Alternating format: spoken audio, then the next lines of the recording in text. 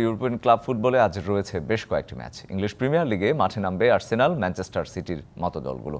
অন্যদিকে লা লিগায় আলাদা আলাদা ম্যাচে খেলবে দুই স্প্যানিশ জায়ান্ট রিয়াল মাদ্রিদ ও বার্সেলোনা।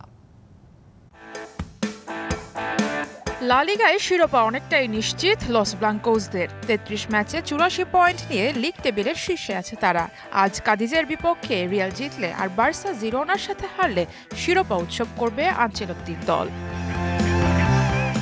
তবে চ্যাম্পিয়ন্স লিগের সেমিফাইনালের আগে সাবধানে কোচ আনচেলত্তি নিয়মিত একাদশের বেশ কজনকে বসিয়ে পরখ করবেন বেঞ্চের খেলোয়াড়দের। কাদিজের সাথে এ ম্যাচ দিয়ে প্রায় ৯ মাস পর ফিরবেন রিয়ালের মূল গোলরক্ষক কোর্তোয়া। দারুণ ফর্মে থাকা লুনিনকে বিশ্রাম দিয়ে এই বেলজিয়ারকে ফেরাবেন কোচ। সান্তিয়াগো বার্নাবুয়ে ম্যাচ শুরু হবে রাত ৮:৩০টায়।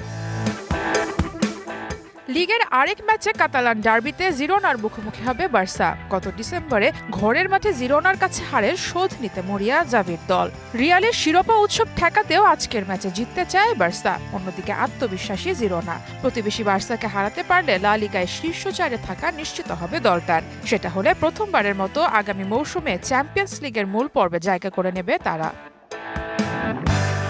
অন্যদিকে ইংলিশ প্রিমিয়ার লিগেও টেবিল টপার হওয়ার লক্ষ্য নিয়ে মাঠে নামবে ম্যানচেস্টার সিটি। চ্যাম্পিয়ন্স লিগ থেকে ছিটকে যাবার পর ঘরের শিরোপায় নিজেদের পুরো ফোকাস পেপ গার্দিওলার। উলভারহ্যাম্পটনের বিপক্ষে ডিফেন্ডিং চ্যাম্পিয়নরা খেলবে রাত 10:30টায়।